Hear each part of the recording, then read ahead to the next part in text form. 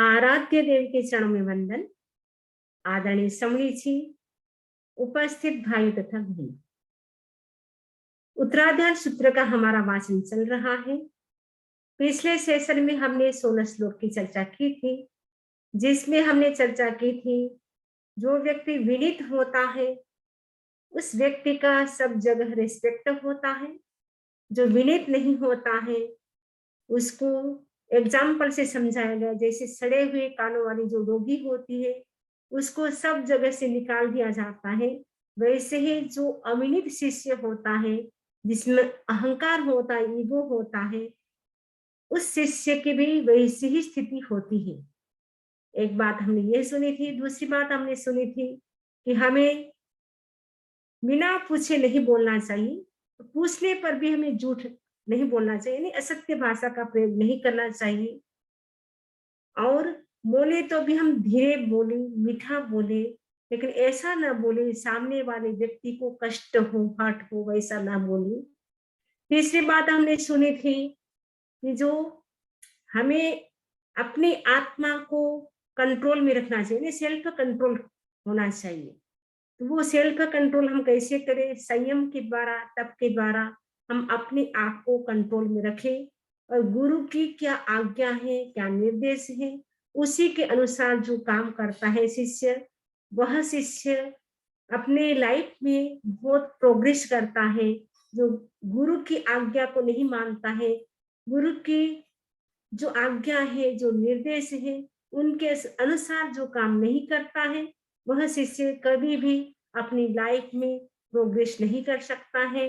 यह बात हम गृहस्थ जीवन में भी घटित कर सकते हैं। घर में भी जो मेंबर्स होते हैं आपस में एक दूसरे का रेस्पेक्ट करते हैं, एक दूसरे की बात को मानते हैं, उनके घर में सब प्रकार की सुख संपत्ति शांति होती है। और जिसके घर में तू मैं होता है, एक दूसरे का रेस्पेक्ट नहीं होता है, उसके घर में कभी भी शांति नहीं होती है। तो घर में भी कैसे हम एक दूसरे का रेस्पेक्ट कर सकते हैं, बड़े छोटे का करें, छोटे बड़े का करें, एक दूसरे की बात को माने, जिससे घर का जो वातावरण है, एनवायरमेंट है, वो एकदम पीसफुल रहे। ये उत्तरायण सूत्र मुनि के लिए तो है ही, साथ में गृहस्थ भी अपने जीवन में घटित करते रहे कि हम भी अपनी लाइफ में विनय भाव को अपनाए, जो ईगो है उसको हम कम करें। ये हमने पिछले सेशन में सुना था। आज हम आगे के श्लोकों की चर्चा कर रहे हैं। तो सबसे पहले हम श्लोक का उच्चारण करेंगे। सभी ध्यान से आगम की वाणी को सुनेंगे। परिणीयं च बुद्धाणं मायादुवकं मुना आविवाजैवा रहस्ये नेव कुज्जाकया इवि, नेव कुज्जाकया इवि। परिणीयं च बुद्धाणम, बुद्धाणम का मतलब आचार्य के समक्ष। परिणीय मैंने प्रतिकूल व्यवहार न करें, यानी आचार्य जैसा कहे वैसा ही हम करें, उनके विपरीत न करें, उनके विरोध में कोई काम न करें। माया अथवा कम्मुणा, माया यानी वाणी से, अथवा मैंने अथवा, कम्मुणा मैंने कर्म से कभी भी आचार्य के प्रतिकूल व्यवहार न करे, कभी भी आचार्य के प्रतिकूल वर्तन न करे।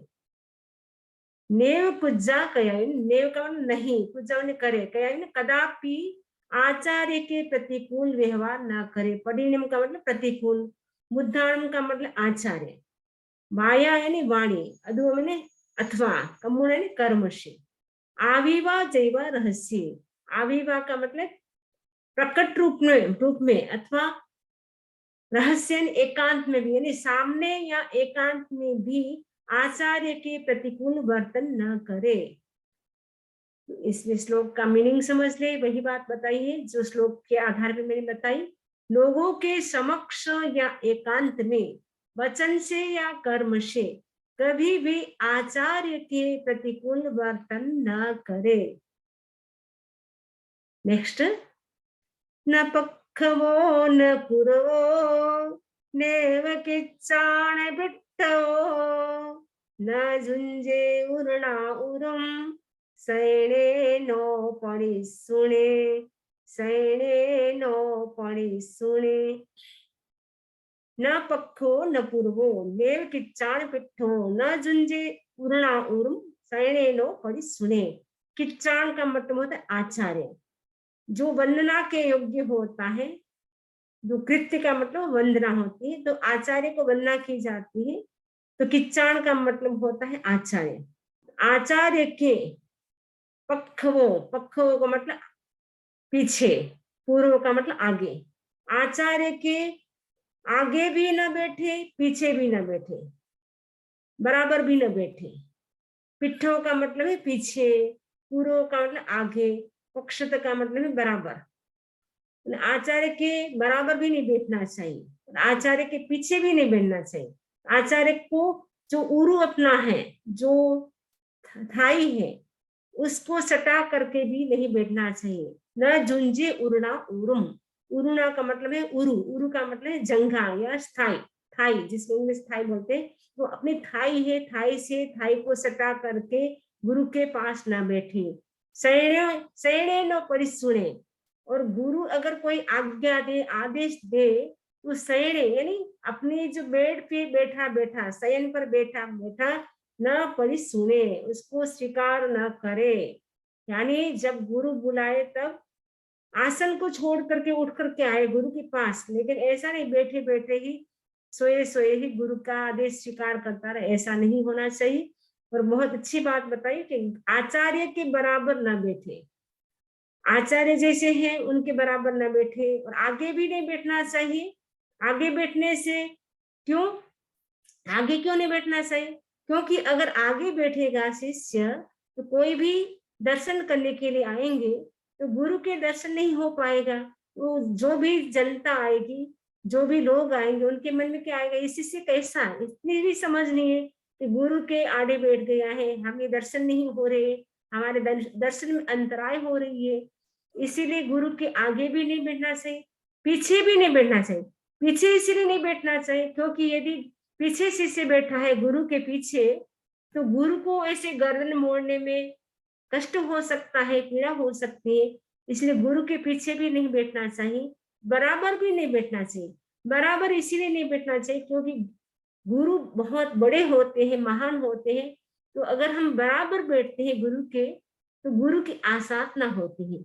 इसलिए गुरु के बराबर भी नहीं बैठना चाहिए, आगे भी नहीं बैठना चाहिए, पीछे भी नहीं बैठना चाहिए, और उरु से थाई सटा करके भी नहीं बैठना चाहिए। उससे भी गुरु की आसाधना होती है। और बिछोने पर बैठे बैठे ही उनके आदेश को स्वीकार ना करें, यानी अपने बेड पर बैठे आराम से, और गुरुदेव फरमा रहे हैं कि आपको ये करना है, वो करना है, लेकिन बिछोने पर बैठे बैठे ही गुरु की बात को सुनने की कोशिश करता है, वो गुरु की आसाधना होती है। इसलिए भगवान महर्षि स्वामी कहते हैं कि बिछोने पर बैठे बैठे यानी अपने बेड पर बैठे बैठे गुरु की आज्ञा को स्वीकार ना करे, किंतु उसे छोड़कर स्वीकार करे। यानी गुरु का जो आदेश है, जो बात गुरुदेव फरमा रहे हैं, जो बता रहे हैं, वो बात हमें कैसे सुनना चाहिए बता रहे हैं कि अपना जो आसन है, बिछोना है, उसको छोड़ करके हाथ जोड़ करके गुरु के पास आए और कहे गुरुदेव क्या आप फरमा रहे, कृपा करके हमें बताए। ऐसा विनय होता है गुरु का, गुरु के प्रति शिष्य का। तो गुरु का शिष्य के प्रति विनय होता है तो सहज ही गुरु की कृपा भी शिष्य को प्राप्त होती है। यदि शिष्य अहंकारी होता है, गुरु की बात को नहीं मानता है, तो वो कभी भी कृपा पात्र नहीं बन सकता है। और जो गुरु की आसाधना करता है, उसको मोक्ष भी नहीं मिलता है। इवन मोक्ष अगर प्राप्त करना है, तो गुरु चाहे छोटे हो, बड़े हो, चाहे ज्यादा बुद्धि वाले हो, चाहे मंद बुद्धि वाले हो, तो कैसे भी गुरु हो, लेकिन गुरु की कभी भी आसाधना नहीं करनी चाहिए। ऐसा 10वें कालिक सूत्र में कहा गया है कि जो गुरु की आसाधना करता है, उस व्यक्ति को मोक्ष भी नहीं मिलता है। नेक्स्ट श्लोक है, नेव पलहत्यम कुज्जा पक्क पिंडम व संजये पाये पसारिये वावे न चिट्ठे गुरुणन्तिये, न चिट्ठे गुरुणन्तिये।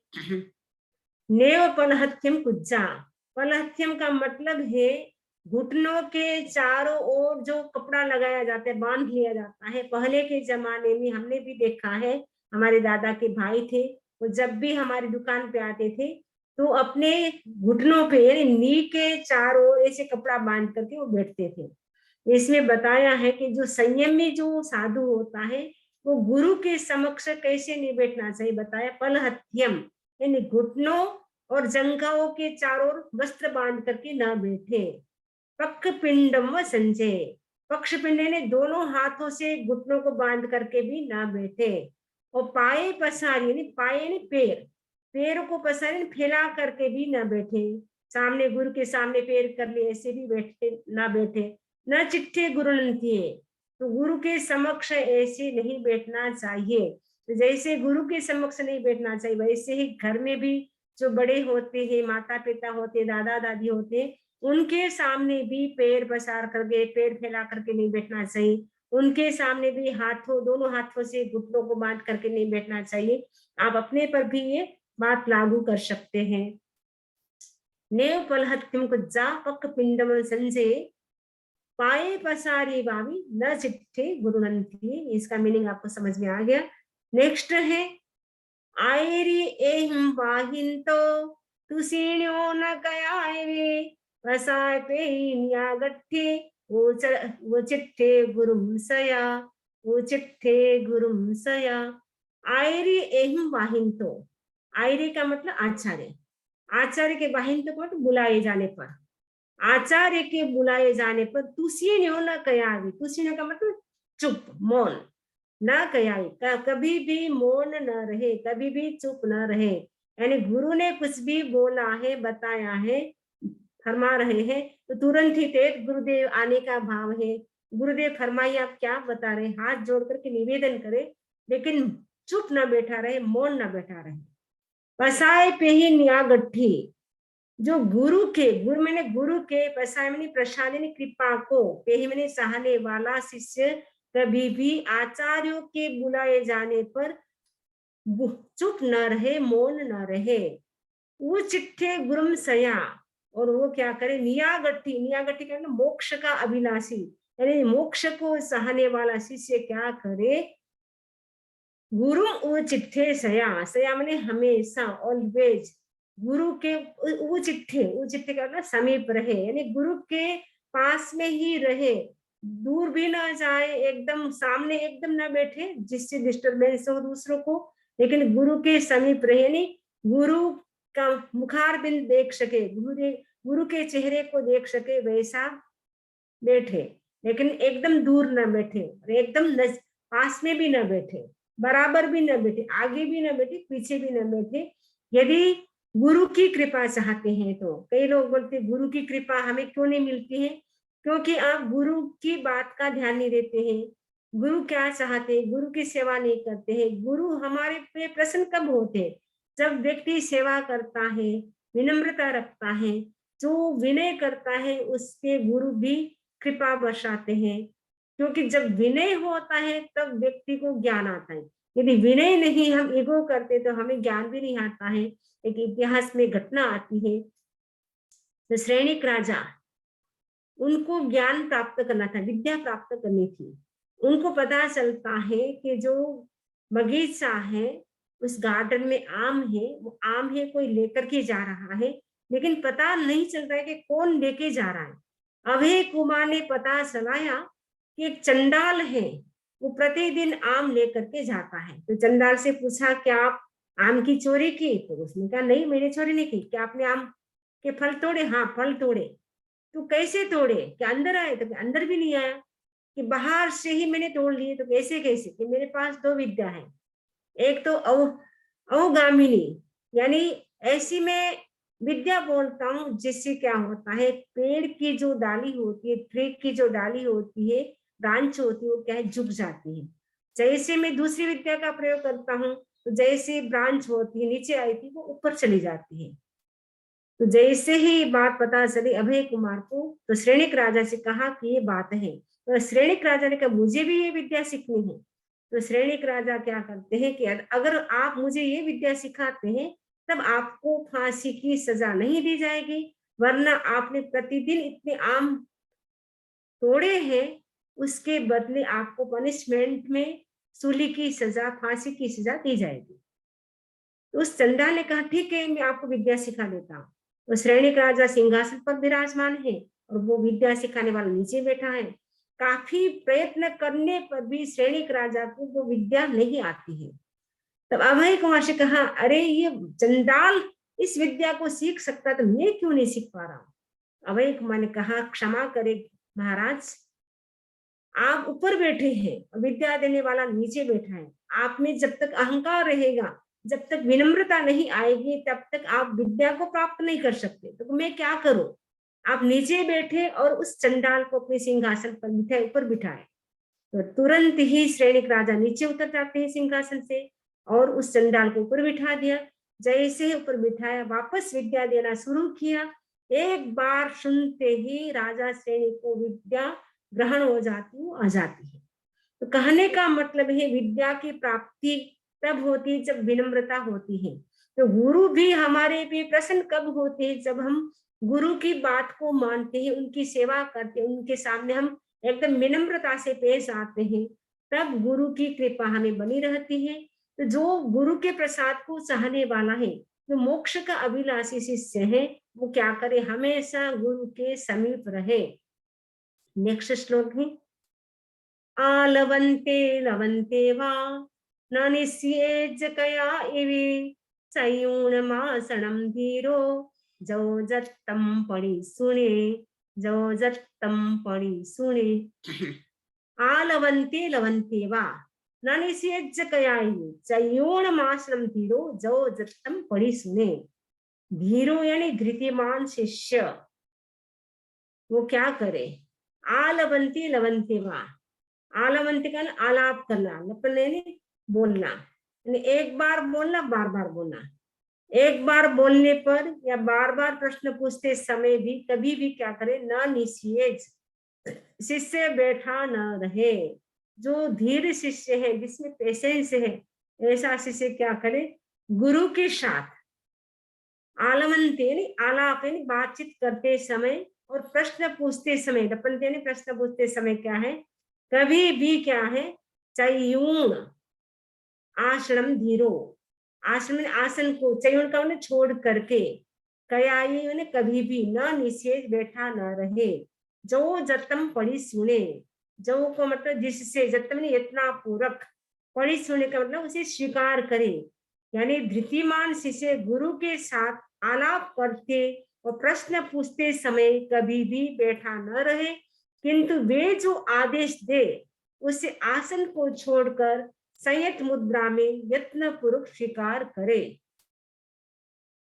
गुरु ने कुछ भी बोल दिया, उसी समय वो खड़ा हो जाए और बैठा बैठा उसे स्वीकार न करे, लेकिन संयत मुद्रा में, विनम्रता की मुद्रा में यत्नापूर्वक एकदम धीरे धीरे पूरी जागरूकता के साथ उसे एक्सेप्ट करे, गुरु की आज्ञा को, गुरु के वचन को। नेक्स्ट श्लोक है, आसन गवो न कुछे जा नेव सिज्जा गवो कया आग मुकुडो संतो उच्छेजा पंजलि उड़ो। आसन गवो न कुछे जा नेव सिज्जा गवो कया आगम कुडो संतो उच्छेजा पंजलि उड़ो। आसन गो न कुच्छेजा नेव सज्जा सेज्जा गो कया। आसन गो ने आसन पर स्थित और सेज्जा का मतलब सया। आसन और सया पर बैठा बैठा न पूछेजा, न पूछे, कोई भी बात न पूछे। अपने आसन पर बैठा बैठा या अपने बेड पर बैठा बैठा गुरु को कोई भी बात न पूछे। कैसे पूछना चाहिए गुरु को बात? अगर पूछना है तो उत्तर दिया जा रहा है कि आगम कुडो संतो। आगम माने आकर, आकर के यानी गुरु के समक्ष आकर के, गुरु के सामने आकर के, कैसे? उकड़ो, उकड़ो आसन में बैठकर, पंजलि उड़ो हाथ जोड़कर, पूछे जा पूछे। आसन पर अथवा सजा पर बैठा बैठा कभी भी गुरु से कोई बात न पूछे, उनके समीप आकर उकड़ू बैठ हाथ जोड़कर पूछे।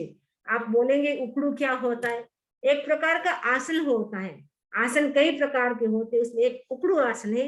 उकड़ू आसन का मतलब है दोनों पैरों को ऊंचा कर लिया, जमीन से टिका लिया दोनों पैरों को, और जो नीचे का भाग हिप्स का भाग है उसको ऊपर उठा के रखेंगे, और उसको बोलते उकड़ू आसन। जो कभी कभी आप जो इंडियन टॉयलेट में जैसे बैठते हैं वो मुद्रा होती है जिसका नाम उकड़ू आसन।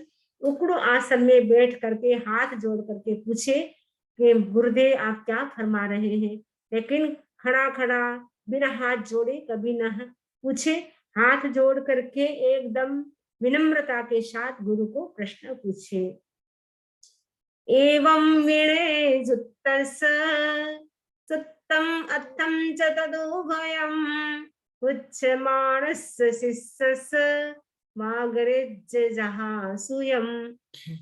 एवं विणे जुत्तस, एवं का मतलब इस प्रकार, विणे जुत्तस विनय से युक्त शिष्य, शिष्य का मतलब शिष्य क्या करे, सुत्तम अर्थम च तदुभयम् उच्यमाणस्य शिष्यस मागरेज्जहासूयम्, उसके पूछने पर, यानी शिष्य से नहीं शिष्य के, एवं इस प्रकार विनय युक्त से, विनय से युक्त शिष्य को पूछे जाने पर शिष्य के द्वारा, तो गुरु क्या करे, सुत्तम भयम, क्योंकि आगम के 3 प्रकार है, सूत्र आगम, अर्थ आगम, और सूत्र और अर्थ दोनों मिक्स। तो सुत्तम मैंने शुद्ध सूत्र, अर्थम का मतलब अर्थ, तदुभयम का मतलब सूत्र और अर्थ दोनों, वो था।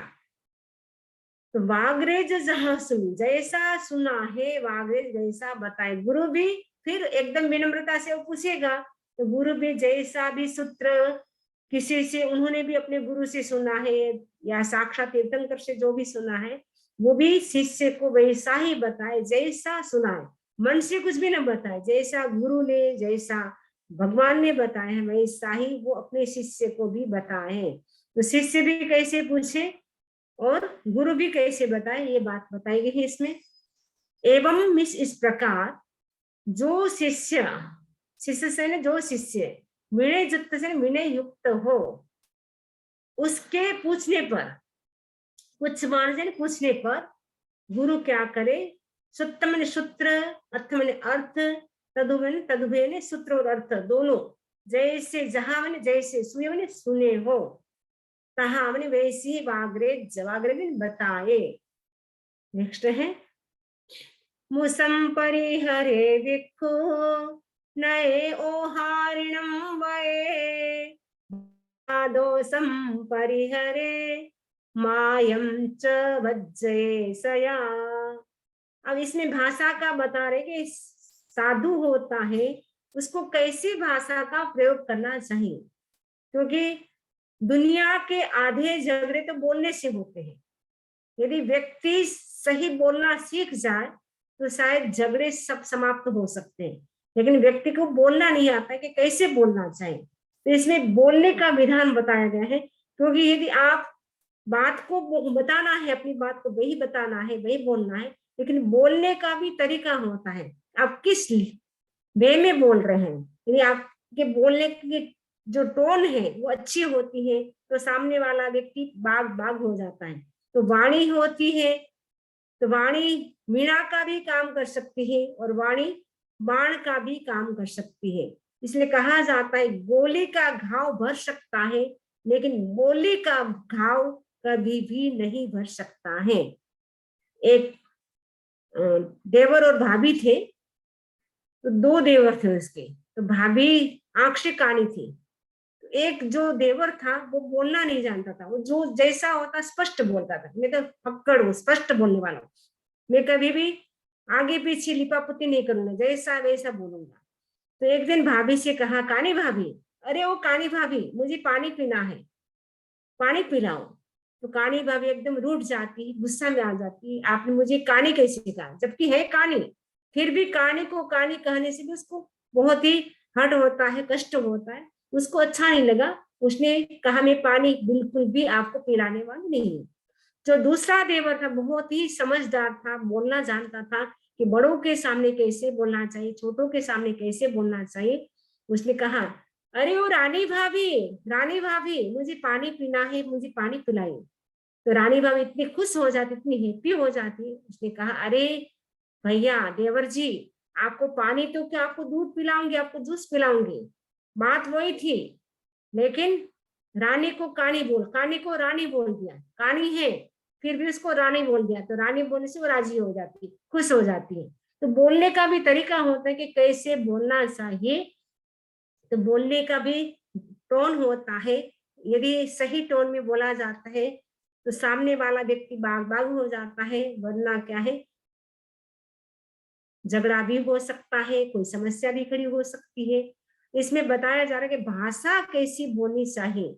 मूसम परिहरे भिक्खु, मूसम यानी मृषा, यानी झूठ का परिहार करे, यानी असत्य भाषा का परिहार यानी त्याग करे, यानी साधु को असत्य भाषा का प्रयोग नहीं करना होता है।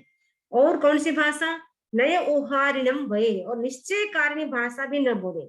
ओहारिणम का मतलब निश्चय कारिणी यानी श्योर, मैं ऐसा करूंगा, ऐसा खाऊंगा, ऐसा पीऊंगा, ऐसा जाऊंगा, वैसे साधु को नहीं बोलना होता है। साधु को कैसे बोलना चाहिए, ऐसा करने का भाव है, आपके घर गोचरी आने का भाव है, मेरे को व्याख्यान सुनाने का भाव है, लेक्चर देने का भाव है, लेक्चर करूंगी, फ्राइडे लेक्चर करूंगी, उत्तराधायन सत्र, ऐसा नहीं, फ्राइडे फ्राइडे लेक्चर करने का भाव है, थर्सडे थर्सडे कल्याण मंदिर का लेक्चर करने का भाव है। भाव बोल सकते हैं, लेकिन ऐसा नहीं कि मैं करूंगी, श्योर नहीं बोलना चाहिए, क्योंकि साधु को यह कल्पता नहीं कि श्योर भाषा बोले। निश्चय कारिणी भाषा साधु को बोलना नहीं कल्पता है।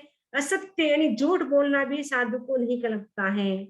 भाषा दोषम परिहरे, भाषा के दोषों को छोड़े, भाषा दोष यानी भाषा के जो दोष है उसको परिहरे ने छोड़े। मायम च वज्जे सया, और माया का भी क्या करे, वज्जे वर्जन करे। सया का मतलब हमेशा, ऑलवेज, माया भी ना करे। ऐसा नहीं छल कपट के साथ मीठा मीठा बोले, अंदर कुछ है बाहर कुछ, ऐसा नहीं, मुख में राम बगल में छुरी, ऐसा नहीं, जैसा है वैसा बोले, लेकिन बोलने का भी तरीका है।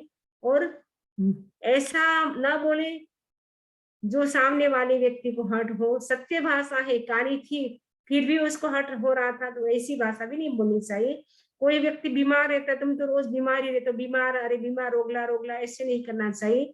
कोई अंधा है, अंधे को अंधा नहीं कहना चाहिए। अंधे को यदि आप बोलेंगे सूरदास बाबा राम राम, तो सूरदास बाबा खुश हो जाएंगे। बोलेंगे अंधे बाबा राम राम, तो अंधा बाबा नाराज हो सकता है, एंग्री हो सकते हैं। हमें कैसे भाषा का प्रयोग करना चाहिए, बहुत अच्छा बताया गया है इस श्लोक में, वो हमें सबको सीखना चाहिए। 10वीं कालिक सूत्र का जो एक 7वां चैप्टर है पूरा भाषा का है, कि साधु को कैसी भाषा का प्रयोग करना चाहिए। वो बताया गया है कि साधु को असत्य और निश्चय कारण तो बोलना ही नहीं है, सत्य भाषा और व्यवहार भाषा का ही प्रयोग करना है। सत्य का मतलब जो जैसा है वैसा बोलना है, लेकिन वहां पर भी ये निषेध किया है कि यदि कोई बीमार है तो बीमार को बीमार नहीं बोलना है, यदि कोई अंधा है, काना है, तो उनको काने को काना, अंधे को अंधा भी नहीं बोलना, वो भी मनाई की है। सत्य है फिर भी वो सामने वाले व्यक्ति को कष्ट हो, हर्ट हो, वैसा भी नहीं बोलना है। केवल सत्य भाषा और व्यवहार भाषा। व्यवहार का मतलब ऑर्डर की भाषा, ऑर्डर यानी हाँ आप बुक लाओ, नीताबेन बुक ला लेके दो मुझे, अमुक मेरा काम करो, तो वो मेरे को पानी का ग्लास ला करके दो, मेरे को अमुक चीज की जरूरत है वो लेके आओ, तो वो बोल सकते हैं, व्यवहार भाषा उसको बोलते हैं। लेकिन श्योर ऐसा नहीं बोलना है और असत्य भाषा नहीं बोलना है, यानी निश्चय कारणी और असत्य भाषा का साधु को प्रयोग नहीं करना होता है। केवल सत्य भाषा और व्यवहार भाषा का ही साधु प्रयोग कर सकते हैं। नानवेज पुट्ठो सावज्जम न निरट्ठम न मम्मयम अपरट्ठा परट्ठा वा उभय संतरणवा। न लपेट पुट्ठो, पूछने पर, पुट्ठो नहीं पूछने पर, न लपेट सावज्जम, सावध्य ने पापकारी भाषा न बोले। कोई पूछे तो सावध्य का मतलब पापकारी भाषा न बोले। न निरट्ठम, और न निरर्थक भी न बोले। न मम्मयम, और मर्म भेदी वचन भी न बोले। ऐसा वचन न बोले जो सामने वाले व्यक्ति का कोई ऐसी गुप्त बात है, कोई ऐसी खास बात है, तो उसको किसी को सबके सामने नहीं बताना चाहिए। कभी कभी ऐसे मर्म भेदी वचन बोलते हैं, तो इससे कितना नुकसान हो जाता है। पूरी फैमिली, एक ऐसी बात हुई थी, पूरी फैमिली ही आत्महत्या कर लेती है, क्योंकि एक पति पत्नी थे, पति पत्नी में बहुत ज्यादा प्रेम था, लेकिन एक बार ऐसी परिस्थिति आती है, क्योंकि कभी सुख होता है कभी दुख होता है, ऐसी परिस्थिति आती है, पति एकदम गरीब हो जाते हैं, सारा बिजनेस चौपट हो जाता है। क्योंकि कई लोग स्वार्थी होते, पत्नी भी स्वार्थी होती है, जब तक पति कमाता है, हस्बैंड अच्छा बिजनेस करता है तब तो पत्नी प्यार करती है, लेकिन जैसे बिजनेस चौपट हो जाता है तो कभी कभी पत्नी भी धोखा दे देती है, नाराज हो जाती है। तो पत्नी एकदम नाराज हो जाती है और क्या होती है, वो पीहर चली जाती है और पति को अपने अपने पति को कुएं में डाल देती है। और उसका भाग्य अच्छा था, इसलिए पति कुएं में गिरने पर भी मृत्यु नहीं होती है। कोई आता है दयालु कोई व्यक्ति, उसको बाहर निकाल लेते हैं। वापस सेठ ने बिजनेस प्रारंभ किया और भाग्य ने साथ दिया, लंबा चौड़ा बिजनेस हो जाता है। और इधर वो पत्नी तो पीहर थी और सबको यही बोला था पीहर वालों को, मेरा पति तो बिजनेस करने के लिए बाहर गया हुआ है, किसी को नहीं बताया था। उस समय तो फोन था नहीं, इस इंटरनेट था नहीं, इसलिए किसी को पता भी नहीं चलता था, कोई बात होती तो भी।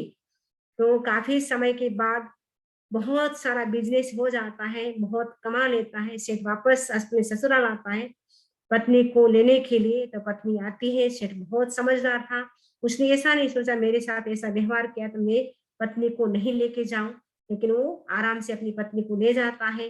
अब पत्नी भी बहुत ध्यान रखती, इतना खाने का पीने का इतना ध्यान रखती है। एक दिन क्या होता है, सेठ खाना खा रहा था, तो खाना खा रहा था तो विंडो से उनके ऊपर थोड़ी धूप आ रही थी। तो सेठानी क्या करती, अपने जो साड़ी का पल्लू था वो सेठ के ऊपर ऐसे रख करके खाना खिला रही थी। तो सेठ को हंसी आ जाती है, तो सेठ को बात याद आ गई, एक टाइम था जब मेरे पास पैसा नहीं था तो मेरे को कुएं में डाल दिया था। आज मेरे पास पैसा है तो थोड़ी सी धूप आ रही है, उसमें मुझे कोई प्रॉब्लम नहीं, फिर भी सेठानी क्या करी, मेरे पे ऐसे साड़ी का पल्ला रख करके मेरे को मेरे धूप से बचा रही है। तो ये हंसी उनकी जो बेटे की बहू थी उसने सुन ली, देख ली अकारण बिना मतलब सेठ जी क्यों हंसे, कभी हंसते नहीं, कोई न कोई इसके पीछे कोई राज है। अब सेठ वो जो पूछती है, लेकिन वो सेठ कुछ बताते नहीं है। तो जो बहू थी अपने हस्बैंड से पूछती है, तो सेठ का बेटा था उससे पूछती है। तो सेठ के बेटे ने क्या है बात बता दी कि मेरे पिताजी के साथ माँ ने ऐसा व्यवहार किया था।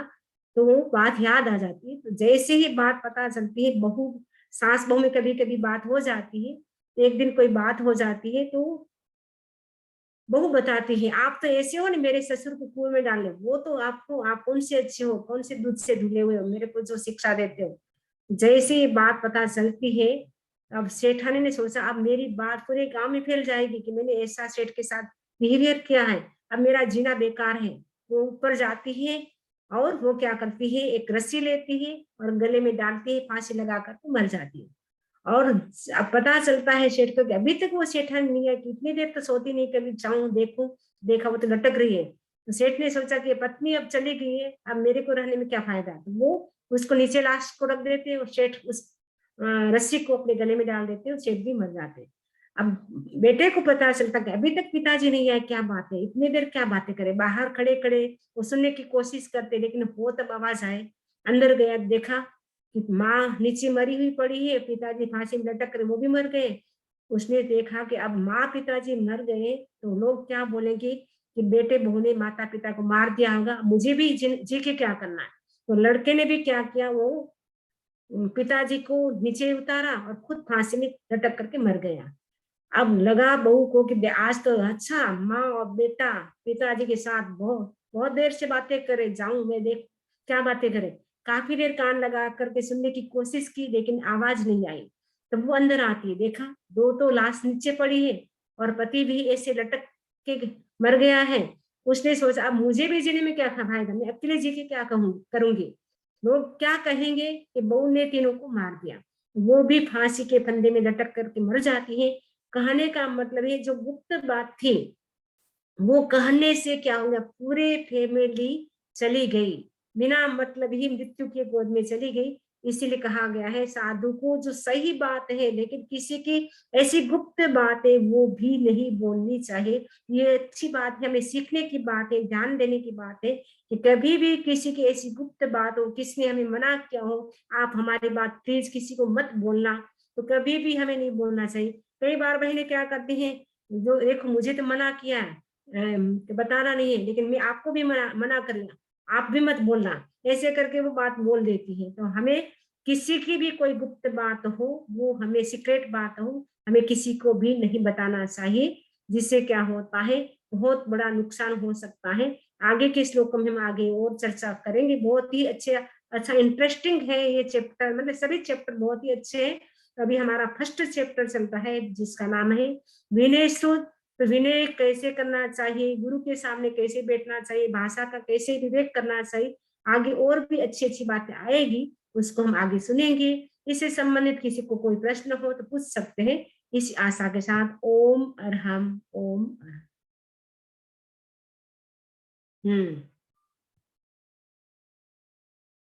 कोई प्रश्न है?